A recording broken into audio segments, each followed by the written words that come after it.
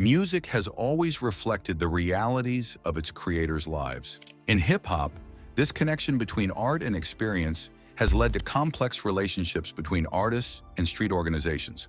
Today, we examine the documented connections between the Gangster Disciples organization and rap music, focusing on understanding rather than sensationalizing these ties. The Gangster Disciples emerged in Chicago during the late 1960s when David Barksdale and Larry Hoover united their respective groups. What began as a street organization evolved into a structured network with documented presence across multiple states. The organization developed formal hierarchies, symbols like the six-pointed star, and principles they claimed guide their activities. Understanding this background helps explain why some artists from affected communities might develop connections to such organizations. For many young people in certain neighborhoods, these groups represent familiar social structures in environments where other institutions may be less accessible. Several artists have had documented associations with the Gangster Disciples. Lil Jojo was explicitly affiliated with a GD faction, which influenced his music and ultimately contributed to conflicts that escalated beyond artistic expression.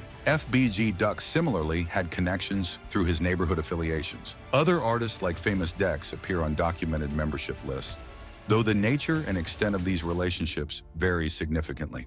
These connections aren't always straightforward. Some artists grew up in areas where gang presence was simply part of the social landscape. Others may have chosen affiliations for protection or belonging. Still others might reference gang culture without direct membership, seeking to establish credibility or authenticity in their music. The relationship works both ways. Federal investigations have documented how some gang organizations actively seek to influence or extort artists. Rick Ross faced serious threats after referencing Larry Hoover in his music without permission from gang members.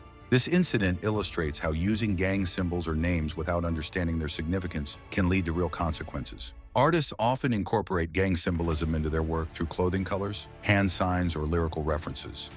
While some view this as authentic storytelling about their experiences, others see it as problematic glorification. The reality likely exists somewhere between these perspectives, varying by individual artist and context. The rise of drill music in Chicago highlighted these complexities. Artists like Chief Keef from rival Black Disciples engaged in musical feuds with GD-affiliated artists that reflected real neighborhood tensions.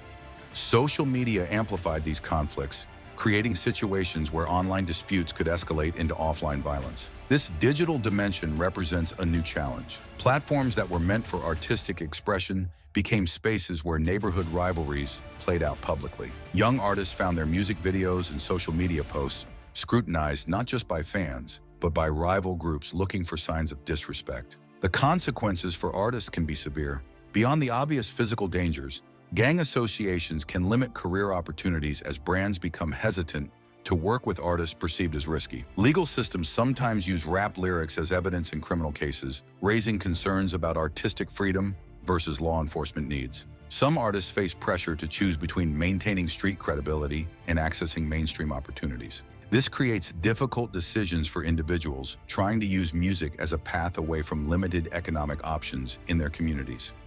The music industry itself bears some responsibility for these dynamics. Record labels have historically marketed street authenticity when profitable, sometimes encouraging artists to emphasize dangerous aspects of their backgrounds. This approach can trap artists in narrow narratives that may not reflect their full experiences or aspirations. However, many artists are finding ways to navigate these challenges more safely.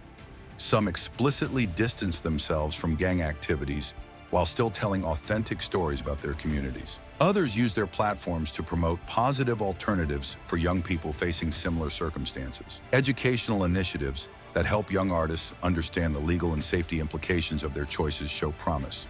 Programs that provide alternative pathways to economic success and artistic development offer hope for reducing harmful entanglements. The relationship between the Gangster Disciples and rap music reflects broader social issues including poverty, limited opportunities, and the search for belonging among young people. While we must acknowledge the real dangers and negative consequences of gang involvement, we should also understand the social conditions that make such affiliations appealing. Rather than simply condemning or glorifying these connections, we benefit more from examining their roots and working toward solutions. This means investing in communities, providing alternatives for young people, and supporting artists who want to tell their stories without perpetuating harmful cycles.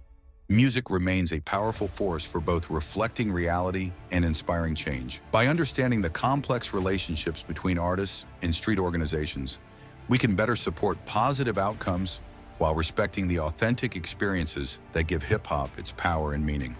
The goal isn't to sanitize artistic expression, but to ensure artists have genuine choices about their associations and the freedom to evolve beyond any limiting circumstances they may have experienced.